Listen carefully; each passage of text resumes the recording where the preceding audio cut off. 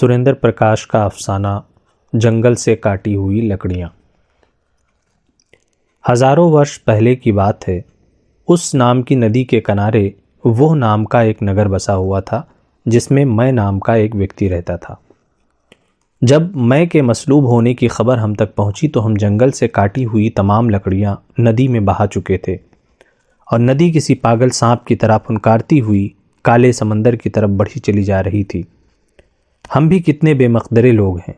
हमारे बाप ने अपनी दाढ़ी के सफ़ेद बालों में फंसे हुए खसो खाशाक झटकते हुए कहा, अब मुसीबतें आएंगी और बर्फ़ के झक्कड़ चलेंगे, मगर हमारे पास अलाव जलाने के लिए एक तिनका भी ना होगा।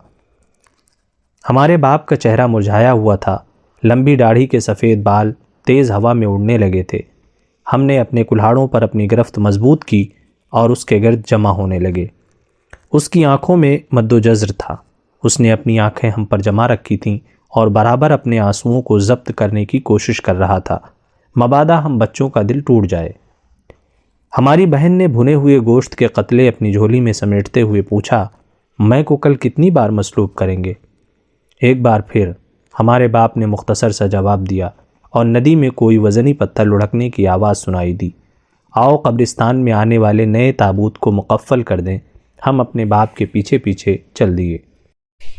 अभी कब्रिस्तान के गिर्द चार दीवारी नहीं तामीर हुई थी और अंगूर के बेलों में फुदकने वाली चिड़ियों को गुलैल से मार गिराने का हुक्म नहीं हुआ था। सब आज़ाद थे, शहतूत के पत्तों पर पलने वाले रेशम के कीड़े तक। मर्द अपने लंबे नाखूनों से कब्रें खोदते थे और औरतें अपने लंबे बालों से ज़मीन से मिट्टी हटाती थीं। ये कब्रिस्तान है। यहाँ हर ताबूत पर उसकी विलादत की तारीख़ डालकर करीने से और नंबर शुमार के मुताबिक रख दिया जाता है। सब ताबूतों पर गर्द जमी हुई है सिवाय नए ताबूत के। खोल कर देख लो, कहीं ये ताबूत खाली तो नहीं, क्योंकि ये मैं का ताबूत है। हमारे बाप की आवाज़ गुलूगीर थी।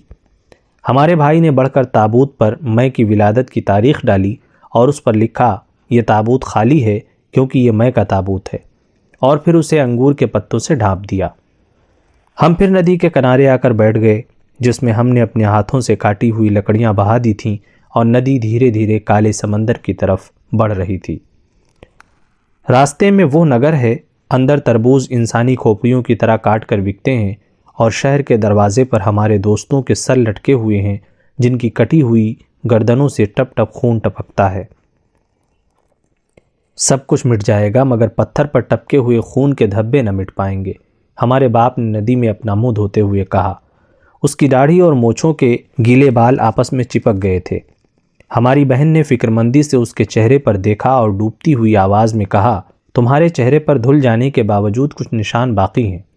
हमारे बाप ने मुकर्रर अपना चेहरा धोया और उस वक्त तक अपनी हथेलियों में छुपाए रखा जब तक सारे में अंधेरा न फैल गया।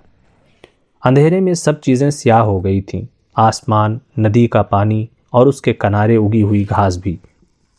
तुम बेटे हो इसलिए दास्तान सुनाओगे और फिर जब तुम बाप बन जाओगे तो तुम्हारे बेटे तुम्हें दास्तान सुनाएंगे। अब वक्त बदल गया है। दास्तान माजी की नहीं होती, हाल की। झील में पांव लटका दो और टिमटिमाते हुए सितारों को देखो। हमारे बाप ने अपनी बदली हुई आवाज़ में हमें समझाया। माहौल सारे का सारा पुरस्कार हो गया था। दूर नए ताबूत पर फैली हुई अंगूर के बेलों में चिड़ियाँ दुबक कर सो गई थीं।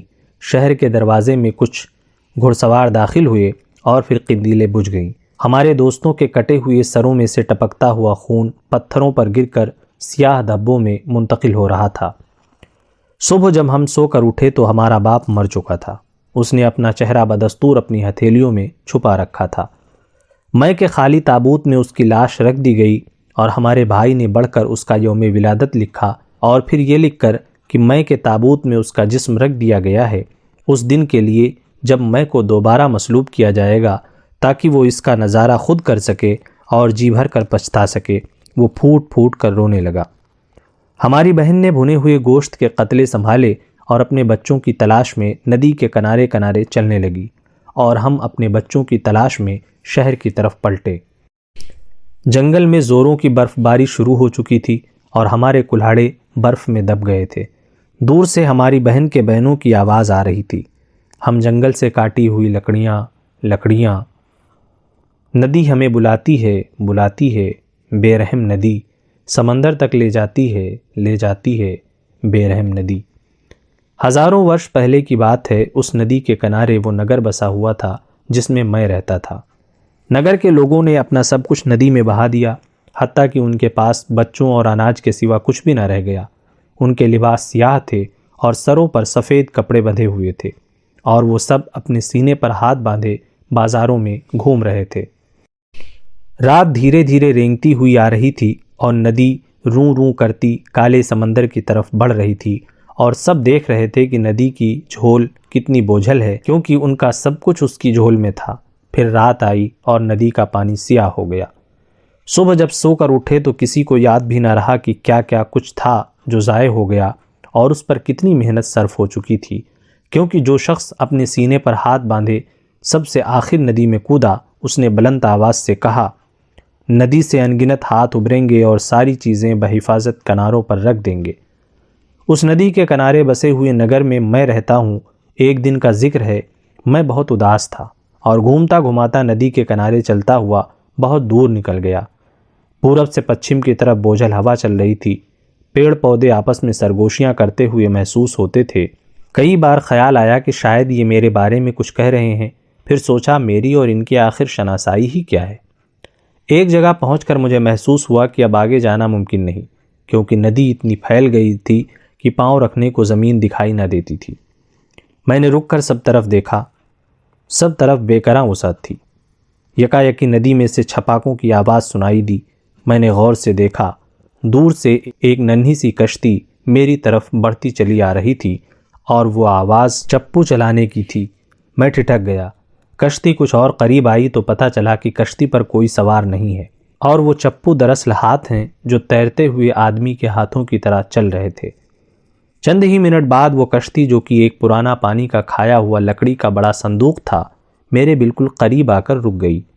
پانی اس کے نیچے سے پھسل کر بہہ رہا تھا، اور اس کے پیندے میں سے کچھ ہاتھ مجھے اپنی طرف آنے کا اشارہ کر رہے تھے۔ میں نے اپنے پاؤں ندی میں ڈال دیے۔ پانی کچھ زیادہ گہرا نہ تھا۔ میں جلد ہی اس صندوق کے قریب پہنچ گیا۔ سب طرف خاموشی تھی، دھندلکا تھا، اور وہ ہاتھ ایسے میں مجھے بڑے مہربان لگے۔ پھر وہ ہاتھ میری طرف سیدھے ہو کر واہ ہو گئے۔ مجھے محسوس ہوا وہ کچھ کہہ رہے ہیں۔ زندگی میں پہلی بار مجھے یہ پتہ چلا کہ چہروں کے علاوہ بھی چیزیں تاثرات پیدا کرتی ہیں، اور زبان کے علاوہ بھی چیزیں بول سکتی ہیں۔ نہ جانے کیوں مجھے احساس ہوا کہ انہوں نے اپنی بات کہہ دی ہے اور میں نے ان کی بات سمجھ لی ہے۔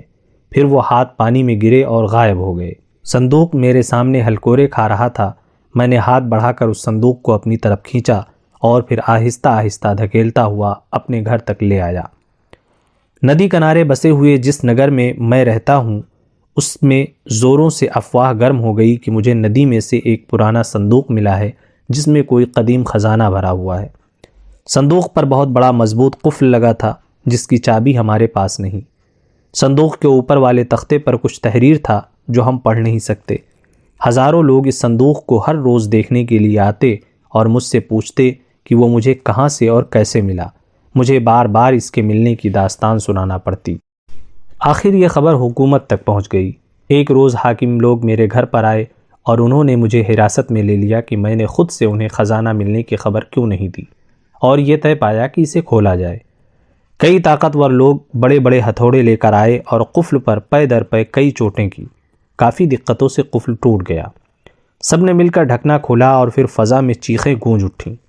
ان چیخوں کی گونج میں میری گھٹی گھٹی چیخیں بھی شامل تھیں۔ لوگ مارے خوف کے بھاگنے لگے اور پھر آخر صرف میں ہی وہاں اکیلا رہ گیا۔ بات بالکل صحیح تھی۔ میں نے اور ان سب نے جو کچھ دیکھا تھا بالکل ٹھیک تھا۔ اس تابوت میں میری ہی لاش رکھی ہوئی تھی۔ لاش کے سر، ہاتھوں اور پیروں میں سوراخ تھے۔ یہ طے پا گیا ہے کہ ندی کنارے بسے ہوئے جس نگر میں رہتا ہوں، اس کے بڑے چوراہے پر مجھے مصلوب کر دیا جائے اور میری لاش کو اسی تابوت میں رکھ کر اس پر میرا یوم ولادت لکھ کر ندی میں پھینک دیا جائے، تاکہ آئندہ جب کبھی پھر ضرورت پڑے اس وقت کے لوگ مجھے حسب خواہش پھر مصلوب کر سکیں۔ شکریہ۔